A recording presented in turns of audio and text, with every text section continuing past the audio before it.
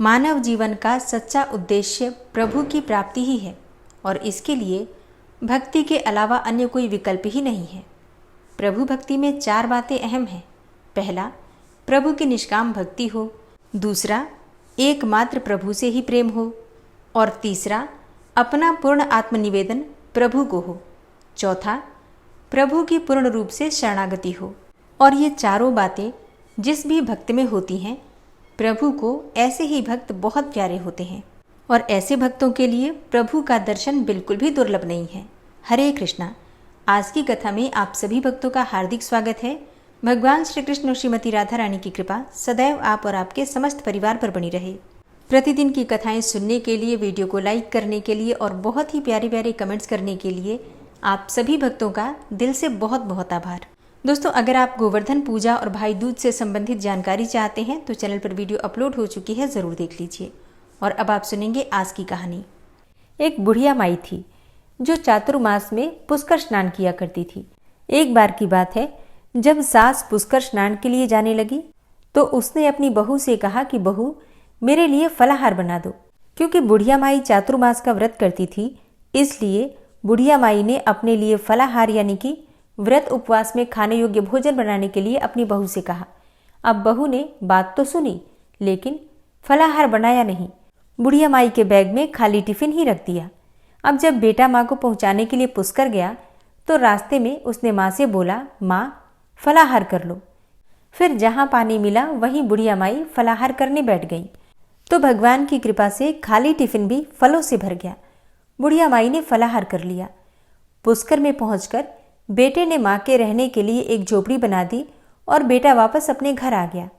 रात्रि में श्रावण मास आया और बोला, बुढ़िया माई दरवाज़ा खोल। तब बुढ़िया माई ने पूछा, आप कौन हैं? बोला, मैं श्रावण मास हूँ। बुढ़िया माई ने तुरंत दरवाज़ा खोल दिया। फिर बुढ़िया माई ने शिव और पार्वती की पूजा अर्चना की, बेलपत्र से अभिषेक किया।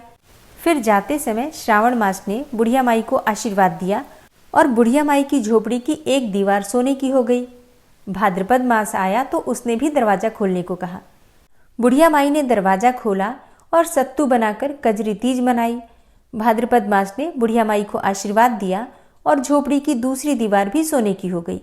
फिर आश्विन मास आया और उसने भी दरवाज़ा खोलने को कहा। बुढ़िया माई ने दरवाज़ा खोला, पितरों का तर्पण किया, ब्राह्मणों को भोज कराकर श्राद्ध किया। फिर नवरात्रि में माँ दुर्गा को अखंड ज्योति जलाकर प्रसन्न किया और सत्य की विजय दिवस के रूप में बुराई का अंत की खुशी में दशहरा मनाया। आश्विन मास ने जाते समय प्रसन्न होकर तीसरी दीवार भी बहुमूल्य रत्नों से जड़ित कर दी और बुढ़िया माई को सदैव प्रसन्न रहने का आशीर्वाद भी दिया। इन सब के बाद आया कार्तिक मास और कार्तिक मास ने भी बुढ़िया माई को दरवाज़ा खोलने को कहा। बुढ़िया माई ने दरवाज़ा खोला, अति प्रसन्न मन से कार्तिक स्नान किया, दीपदान करके दिवाली मनाई, गोवर्धन पूजा की, भैया दूज मनाई, गोपाष्टमी मनाई और आंवला नवमी मनाई। कार्तिक मास ने जाते समय आशीर्वाद दिया और झोपड़ी के स्थान पर महल बन गया। अब बुढ़िया माई गरीबों की सेवा करती थी और भजन कीर्तन में अपना समय व्यतीत करने लगी। बेटा जब अपनी माँ को लेने आया तो माँ को और झोपड़ी को पहचान ही नहीं सका और जब पड़ोसियों से पूछा तो उन्होंने बताया। फिर बेटा माँ के चरणों में गिरकर बोला, माँ घर चलो। फिर सारे सामान के साथ बेटा माँ को घर लेकर आया। अब सासू माँ के ठाठ देखकर बहू के मन में आ गया लालच और उसने अपनी माँ को भी पुष्कर छोड़कर आने को कहा तो उसका पति अपनी सास को भी पुष्कर छोड़कर आ गया। परंतु बहू की माँ की धर्म कर्म में बिल्कुल भी रुचि नहीं थी। वो तो 4 समय भोजन करती और फिर दिन भर सोती थी। 4 मास आए और 4 मास चले भी गए, लेकिन बहू की माँ ने कोई भी धर्म कर्म का कार्य नहीं किया। अब जब 4 मास चले गए तो झोपड़ी गिर गई और बहू की माँ गधी की योनि में चली गई, क्योंकि औरत होती है लक्ष्मी का रूप और इसलिए औरत को लक्ष्मी की तरह चंचल होना चाहिए, भगवान की पूजा करना चाहिए और अतिथि का सम्मान करना चाहिए। इसके साथ ही दान पुण्य करना चाहिए। लेकिन बहू की माँ ने इन 4 महीनों में कोई भी शुभ कर्म नहीं किया, इसलिए उसे गधी की योनि प्राप्त हुई। जब 4 मास समाप्त हो गए तो बहू ने अपने पति से कहा, सुनो जी, अब तो चातुर्मास समाप्त हो गया है, इसलिए अब जाकर मेरी माँ को वहाँ से वापस ले आओ। जब जमाई सास को लेने गया तो वो तो वहाँ मिली ही नहीं। लोगों से पूछने पर पता चला कि तेरी सास धर्म कर्म कुछ नहीं करती थी, खाती थी और सोती थी, जिससे वो गधी की योनि में चली गई। जवाई गधी योनि अर्थात सास को बांधकर घर लेकर आ गया। जब बहू ने उसे देखा तो उससे पूछा कि मेरी माँ कहाँ है। तब पति ने कहा कि तेरी लालच की वजह से तेरी माँ गधी योनि में आ गई है। अब अपनी माँ को गधी योनि में जानकर बहू बहुत परेशान हुई। उसने ब्राह्मणों से पूछा, ऋषि मुनियों से पूछा, बड़े बड़े विद्वानों से पूछा। फिर उन्होंने बताया कि तेरी सास के स्नान किए हुए पानी से अगर ये गधी स्नान करे तो इसे मनुष्य योनि प्राप्त होगी, गधी योनि से इसे मुक्ति मिल जाएगी। बहू ने ऐसा ही किया और उसकी माँ गधी योनि को त्याग करके मनुष्य योनि को फिर से प्राप्त हो गई। हे राधा दामोदर भगवान, जैसा बुढ़िया माई को दिया वैसा सबको देना। कहानी सुनने वाले, कहने वाले और हुंकारा भरने वाले सब पर अपनी कृपा बनाए रखना। जय श्री कृष्णा, जय श्री राधे। ये कहानी अगर आपको पसंद आई हो तो वीडियो को शेयर अवश्य कीजिए। और अब आप सुनेंगे कार्तिक मास महात्म्य का अगला अध्याय। राजा पृथु ने कहा, हे नारद जी, आपने कलहा ने जिस प्रकार से मुक्ति पाई वह सारी कथा हमको सुनाई है और मैंने भली प्रकार से सारी कथा सुनी है। हे ऋषि प्रवर, क्या यह कार्य उन 2 नदियों के प्रभाव से हुआ था? कृपा करके मुझे यह बताने की कृपा कीजिए। तब नारद जी ने कहा, कृष्णा नदी साक्षात भगवान श्री कृष्णचंद्र जी महाराज का शरीर है और वेणी नदी भगवान शंकर का शरीर है। इन दोनों नदियों के संगम का महात्म्य श्री ब्रह्मा जी भी वर्णन करने में असमर्थ हैं। फिर भी चूंकि आपने पूछा है, अतः आपको इनकी उत्पत्ति का वृतांत सुनाऊंगा, ध्यान से सुनिए। चाक्षुषु मनवंतर के आरंभ में श्री ब्रह्मा जी ने सह्य पर्वत के शिखर पर यज्ञ करने का निश्चय किया। वह सब देवताओं, भगवान विष्णु और शंकर जी सहित यज्ञ की सामग्री लेकर उस पर्वत के शिखर पर गए। तब महर्षि भृगु आदि ऋषियों ने ब्रह्म मुहूर्त में उन्हें दीक्षा देने का विचार किया। इसके बाद उन्होंने श्री ब्रह्मा जी की पत्नी त्वरा को बुलावा भेजा। वह बड़ी आहिस्ता से आ रही थी। इसी बीच में भृगु जी ने विष्णु जी से पूछा, हे प्रभु, आपने त्वरा को शीघ्रता से बुलाया था, वह क्यों नहीं आई? अब तो ब्रह्म मुहूर्त भी टल गया। इस पर भगवान विष्णु ने कहा, यदि त्वरा यथा समय यहाँ पर नहीं आई तो आप गायत्री को ही स्त्री मानकर दीक्षा विधान कर दीजिएगा। क्या गायत्री पुण्य कर्म में ब्रह्मा जी की स्त्री नहीं हो सकती? और तब भगवान शंकर ने भी भगवान विष्णु जी की बात का समर्थन किया। यह बात सुनकर भृगु जी ने गायत्री को श्री ब्रह्मा जी के दाईं ओर बिठाकर दीक्षा विधान आरंभ कर दिया। ऋषि मंडल गायत्री को दीक्षा दे ही रहा था कि इतने में ही त्वरा भी यज्ञ मंडप में आ पहुंची। श्री ब्रह्मा जी के पास में गायत्री को बैठा देखकर ईर्ष्या से क्रोधित होकर त्वरा ने कहा, जहां अपूज्यों की पूजा होती है और पूज्यों की अप्रतिष्ठा होती है, वहां पर दुर्भिक्ष, मृत्यु तथा भय तीनों अवश्यमेव हुआ करते हैं। यह गायत्री ब्रह्मा जी की दाईं ओर तथा मेरे स्थान पर बैठी है। यह अदृश्य बहने वाली नदी होगी। आप लोगों ने अविचार से मेरे स्थान पर इसे बिठाया है। इससे आप भी सब के सब जड़ रूप नदियां होंगे। नारद जी ने राजा पृथु से कहा, हे राजन, इस तरह त्वरा के शाप को सुनकर गायत्री मारे क्रोध के लाल भभूका होकर अपने होंठ काटने लगी। देवताओं के मना करने पर भी उसने उठकर त्वरा को शाप दे डाला। गायत्री ने कहा, ब्रह्मा जी जैसे तुम्हारे पति हैं वैसे ही मेरे भी पति हैं। तुमने व्यर्थ ही शाप दिया है, अतः तुम भी नदी हो जाओ। तब तो देवताओं में भी खलबली सी मच गई। वह त्वरा को दंडवत करके कहने लगे, हे देवी, तुमने जो ब्रह्मा आदि सब देवताओं को शाप दिया है, इससे यदि हम सब जड़ रूपी नदियां हो जाएंगे तो फिर निश्चय ही तीनों लोक नहीं बच पाएंगे, क्योंकि यह शाप तुमने बिना विचारे दिया, इसलिए तुम अब इसे वापस ले लो। त्वरा ने कहा, हे देवतागण, आपने यज्ञ के आरंभ में भगवान गणेश जी का पूजन नहीं किया है, इसलिए ही यह विघ्न उपस्थित हुआ है। मेरा यह शाप कभी भी खाली नहीं जा सकता। इसलिए आप सब अपने अंगों से जड़ीभूत होकर अवश्यमेव नदियां बनोगे और हम दोनों सौते भी अपने अपने अंशों से पश्चिम से बहने वाली नदियां बनेंगी। नारद जी ने राजा पृथु से कहा, त्वरा के यह वचन सुनकर सभी देवता, विष्णु, शंकर आदि अपने अपने अंशों से नदियां बन गए। भगवान विष्णु के अंश से कृष्णा, भगवान शंकर के अंश से वेणी तथा श्री ब्रह्मा जी के अंश से ककुदमवती नामक नदियां उत्पन्न हुई।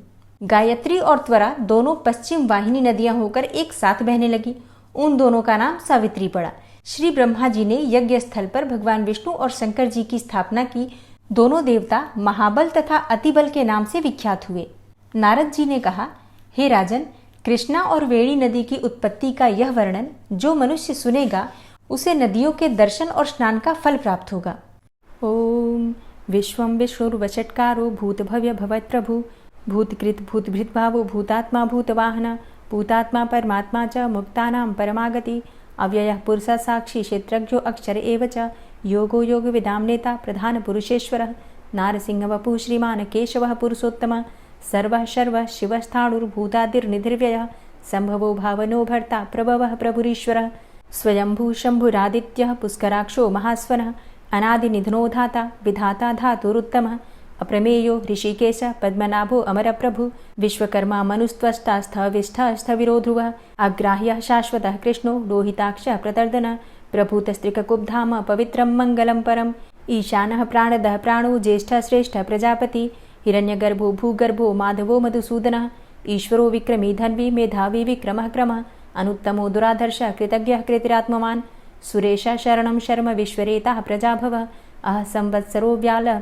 प्रत्ययः सर्वदर्शनः अजः सर्वेश्वरः सिद्धः सिद्धे सर्वादिर्च्युतः वृषाकपिर्मेयात्मा सर्वयोगविनिश्रितः वसुर्वसुमनः सत्यः समात्मा संमितः समः अमोघः पुण्डरीकाक्षो वृषकर्मा वृषाकृतिः रुद्रो बहुशिरा बभ्रुर्विश्वयोनिः शुचिश्रवः अमृतः शाश्वतस्थाणुर्वरारोहो महातपः सर्वगः सर्वविद्भानुर्विश्वक्सेनो जनार्दनः वेदो वेदविद्व्यङ्गो वेदाङ्गो वेदवित्कविः लोकाध्यक्षः सुराध्यक्षो धर्माध्यक्षः कृताकृतः चतुरात्मा चतुर्व्यूहश्चतुर्द्रष्टश्चतुर्भुजः भ्राजिष्णुर्भोजनं भोक्ता सहिष्णुर्जगदाति च अनघो विजयोजेता विश्वयोनिः पुनर्वसु उपेन्द्रो वामनः प्रांशुर्मोघः शुचिरुर्जितः अतीन्द्रः सङ्ग्रहः सर्गो धृतात्मा नियमो यमः वेद्यो वैद्यः सदा योगी वीरः माधवो मधु अतीन्द्रियो महामायो महोत्साहो महाबलः महाबुद्धिर्महावीर्यो महाशक्तिर्महाद्युतिः अनिर्देश्यवपुः श्रीमान् मेयात्मा महाधृतिर् महिश्वासो महीभर्ता श्रीनिवासः सतां गति अनिरुद्ध सुरानन्दो गोविन्दो गोविन्दाम्पति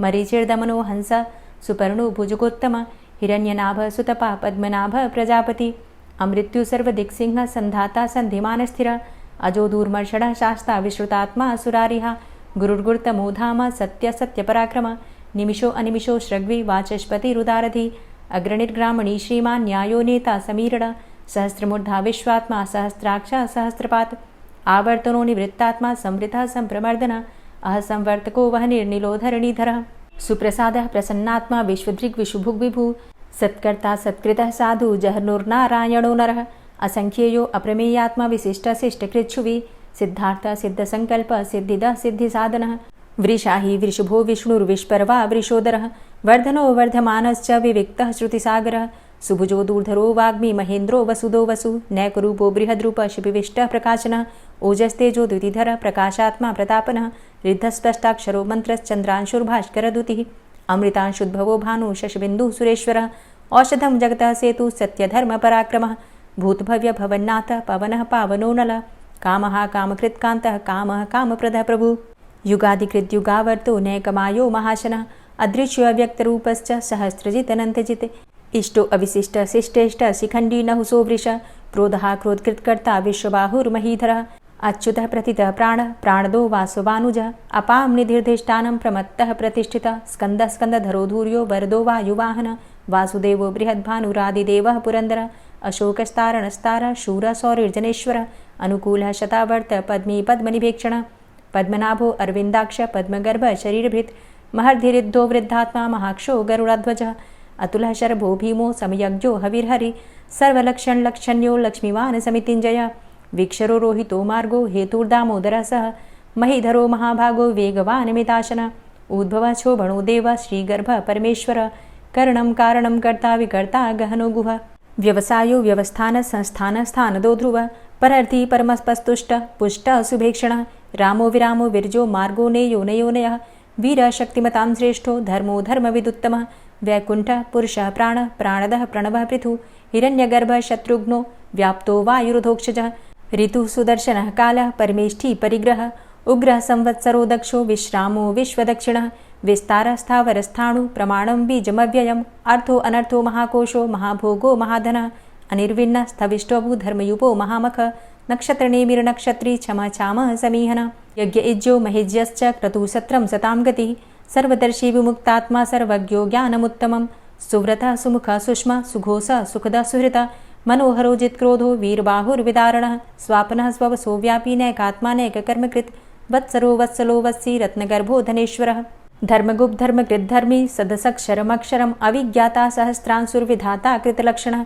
गभस्तिनेमिः सत्त्वस्थः सिंहो भूतमहेश्वरः आदिदेवो महादेवो देवेशो देवभृद्गुरुः उत्तरो गोपतिर्गोप्ता ज्ञानगम्यः पुरातनः शरीरभूतभृद्भोक्ता कपीन्द्रो भूरि दक्षिणः सोमभो अमृतपः सोमः पुरुजित पुरुषोत्तमः विनियोजयः सत्यसन्धो दाशाः सात्वतां पतिः जीवो विनयिता साक्षी मुकुन्दो अमितविक्रमः अम्भो निद्रणन्तात्मा महोदधीशयोऽन्तकः अजो महारः स्वाभाव्यो जितामित्रः प्रमोदनः आनन्दो नन्दनो नन्दः सत्यधर्मा त्रिविक्रमः महर्षि कपिलाचार्यः कृतज्ञो मेदिनीपतिः त्रिपदस्त्रिदशाध्यक्षो महाशृङ्गः कृतान्तकृत् महावराहो गोविन्दः सुखेणः कनकाङ्गदी गुह्यो गभीरो गहनो गुप्तश्चक्रगदाधरः वेधा स्वाङ्गो अजितः कृष्णो दृढः सङ्कर्षणोच्युतः वरुणो वारुणो वृक्षः पुष्कराक्षो महामनाः भगवान् भगानन्दी वनमाली हलायुधः आदित्यो ज्योतिरादित्यः सहिष्णुर्गतिसत्तमः सुधन्वाखण्ड परशुर्दारुणो द्रविडप्रदः दिविस्त्रिक्सर्वदृग्व्यासो वाचस्पतिर्योनिजः त्रिसामासामगः साम निर्वाणं भेषजं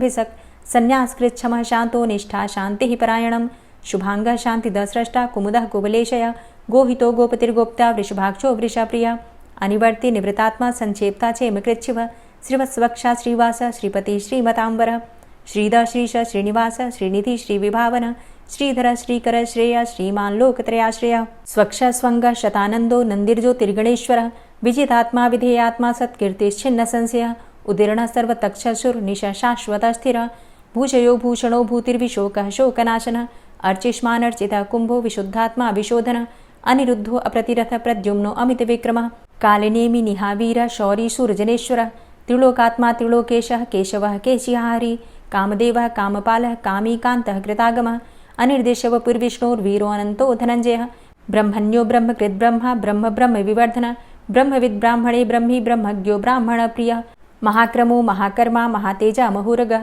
महाक्रतुर्महायज्वा महायज्ञो महाहवि स्तव्यः स्तव प्रियः स्तोत्रं स्तुतिस्तोतारणप्रियः पूर्णः पुरैता पुण्यः पुण्यकीर्तिर्नामयः मनोजवस्तीर्थकरो वसुरेता वसुप्रदः वसुप्रदो वासुदेव वसुर्वसुमनाहवि सद्गतिः सत्कीर्तिः सत्ता सद्भूतिः सत्परायणः शूरसेनो यदुश्रेष्ठः सन्निवासः सुयामुनः भूतावासो वासुदेवः सर्वासु निलयोऽनलः दर्पः दर्पदो दृप्तो दूर्धरोथा पराजितः विश्वमूर्तिर्महामूर्तिर्दीप्तमूर्तिर्मूर्तिमान् अनेकमूर्तिरव्यक्तः शतमूर्तिः शताननः एको नैकः सवः किं यत्तत्पदमनुत्तमं लोकबन्धुर्लोकनाथो माधवो भक्तवत्सलः सुवर्णवर्णो हेमाङ्गो वराङ्गश्चन्दनाङ्गदी वीरः विषमः शून्यो घृताशीरचलश्चलः अमानीमानदोमान्यो लोकस्वामी त्रिलोकधृक् सुमेधा मेधजो धन्यः सत्यमेधाधराधरः तेजोवृषः द्वितिधरः सर्वशस्त्रभृताम्बरः प्रग्रहो निग्रहो व्यग्रो नैकशृङ्गो गदाग्रजः चतुर्मूर्तिश्चतुर्बाहुश्चतुर्व्यूहश्चतुर्गति चतुरात्मा चतुर्भावश्चतुर्वेदविदेकपात् समावर्तो अन्वृतात्मा दुर्जयो दुरतिक्रमः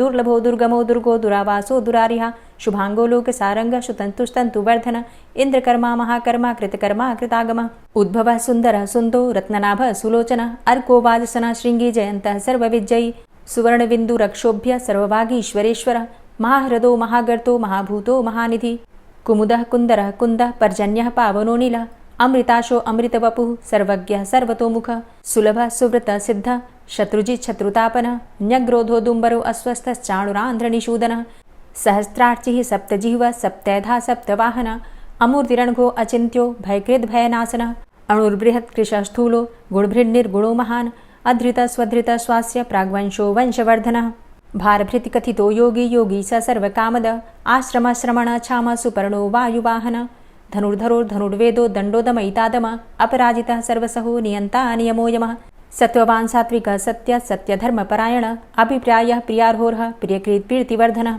विहाय सगतिर्ज्योति सुरुचिर्हुद्भुग्विभु रविर्विलोचनः सूर्य सविता रविलोचनः अनन्तो हुद्भुग्भोक्ता सुखदो नैकजोग्रजः अनिर्विण्णः सदामर्षि लोकाधिष्ठानमद्भुतः सनात सनातन्तमः कपिलः कपिरप्ययः स्वस्तिदः स्वस्तिकृत् स्वस्ति स्वस्तिभुक् स्वस्ति दक्षिणः रौद्रः कुण्डली चक्रे विक्रमयुर्जितशासनः शब्दातिगः शब्दशः शिशिरः शर्वरीकरः अक्रूरः पेशलो दक्षो दक्षिणः क्षमिणाम्बरः विद्वतमो वितभय पुण्यश्रवणकीर्तनः उत्तारणो दुष्कृतिः पुण्यो दुःस्वप्ननाशनः वीरः रक्षणः सन्तो जीवनः पर्यवस्थितः अनन्तरूपो अनन्तसृर्जितमन्युर्भयापः चतुरश्रो गभीरात्मा विदिशो व्यादिशो दिश अनादिर्भूर्भुवो लक्ष्मीः सुवीरो रुचिराङ्गदः जननो जन्मादिर्भीमो भीमपराक्रमः आधारनील योधाता पुष्पहासः प्रजागर ऊर्ध्वग सत्पथाचार प्राणदः प्रणवापण प्रमाणं प्राणनीलियः प्राणभृत् प्राणजीवन तत्त्वं तत्त्वविदेकात्मा जन्म मृत्यु जरातिग पूर्वस्वस्तरुस्तार सविता प्रपितामह यज्ञो यज्ञपतिर्यज्वा यज्ञांगो यज्ञवाहन यज्ञभृद्यज्ञ कृद्यज्ञ यज्ञभुग् यज्ञसाधन यज्ञान्तिकृद्यज्ञ गुह्यमन्यमन्नादेव च आत्मयोनिः स्वयं जातो वैखानः सामगायन देवकी नंदन स्रष्टा क्षितिसः पापनाशन शंखभृन्नन्द कीचक्री शारङ्गधन्वा गदाधरः रथांगपाणिरक्षोभ्य सर्वप्रहरणायुध ओम नमः इति। और अब आप सुनेंगे श्री तुलसी चालीसा। श्री तुलसी महारानी करु विनय सिरनाय जो मम हो संकट विकट दीजे मात नशाय। नमो नमो तुलसी महारानी महिमा अमित न जाए बखानी दियो विष्णु तुमको सन्माना जग में छायो सुयस महाना। विष्णु प्रिया जय जयति भवानी तिहु लोक की हो सुख खानी। भगवत पूजा करे जो कोई बिना तुम्हारे सफल न होई। जिन घर तव नहीं होय निवासा उस घर कर ही विष्णु नहीं बासा। करें सदा जो तव नित सुमिरन तेहि के काज होय सब पूरन। कार्तिक मास महात्म तुम्हारा ताको जानत सब संसारा। तव पूजन जो करे कुंवारी पावे सुंदर वर सुकुमारी। करे जो पूजा नित प्रति नारी सुख संपत्ति से होय सुखारी। वृद्धा नारी करे जो पूजन मिले भक्ति होवे पुलकित मन। श्रद्धा से पूजे जो कोई भवनिधि से तर जावे सोई। कथा भागवत यज्ञ करावे तुम बिन नहीं सफलता पावे। छायो तब प्रताप जग भारी ध्यावत तुम्हि सकल चित धारी। तुम्ही मात यंत्रन तंत्रन में सकल काज सिद्धि होवे क्षण में। औषधि रूप आप हो माता सब जग में तव यश विख्याता। देव ऋषि मुनि और तपधारी करत सदा तव जय जयकारी। वेद पुराणन तव यश गाया महिमा अगम पार नहीं पाया। नमो नमो जय जय सुख कारणि नमो नमो जय दुख निवारणी। नमो नमो सुख संपत्ति देनी नमो नमो अघ काटन चेनी। नमो नमो भक्तन दुख हरणी नमो नमो दुष्टन मद छेनी। नमो नमो भव पार उतारणी नमो नमो परलोक सुधारणी। नमो नमो निज भक्त उबारणी नमो नमो जन काज सवारणी। नमो नमो जय कुमति नशावनी नमो नमो सब सुख उपजावनी। जयति जयति जय तुलसी माई ध्याऊं तुमको शीश नवाई। निज जन जानी मोहि अपनाओ बिगड़े कारज आप बनाओ। करूं विनय मैं मात तुम्हारी पूर्ण आशा करहु हमारी। शरण चरण कर जोरी मनाऊं निश दिन तेरे ही गुण गाऊं। करहु मात अब मो पर दाया निर्मल होए सकल मम काया। मांगू मातु यही बर दीजे सकल मनोरथ पूर्ण कीजे। जानू नहीं कछु नेम आचारा क्षमहु मातु अपराध हमारा। 12 मास करे जो पूजा तासम जग में और नहीं दूजा। प्रथम ही गंगा जल मंगवावे फिर सुंदर स्नान करावे। चंदन अक्षत पुष्प चढ़ावे धूप दीप नैवेद्य लगावे। करे आचमन गंगा जल से ध्यान करे हृदय निर्मल से। पाठ करे फिर चालीसा की स्तुति करे मात तुलसा की। यह विधि पूजा करे हमेशा ताके तन नहीं रहे कलेशा। करे मास कार्तिक का साधन सोवे नित पवित्र हुई जाहि। है यह कथा महासुखदाई पढ़े सुने सो भव तर जाई। यह श्री तुलसी चालीसा पाठ करे जो कोय। गोविंद सो फल पावही जो मन इच्छा होय। तुलसी चालीसा संपूर्ण। और अब आप सुनेंगे तुलसी महारानी की आरती। तुलसी महारानी नमो नमो हरि की पटरानी नमो नमो। तुलसी महारानी नमो नमो हरि की पटरानी नमो नमो। धन्य तुलसी पूर्ण तप कीनो धन्य तुलसी पूर्ण तप कीनो। शालिग्राम की बनी पटरानी नमो नमो, तुलसी महारानी नमो नमो, हरि की पटरानी नमो नमो। जाके पत्र मंजरी कोमल, जाके पत्र मंजरी कोमल, श्रीपति कमल चरण लपटानी नमो नमो, हरि की पटरानी नमो नमो, तुलसी महारानी नमो नमो।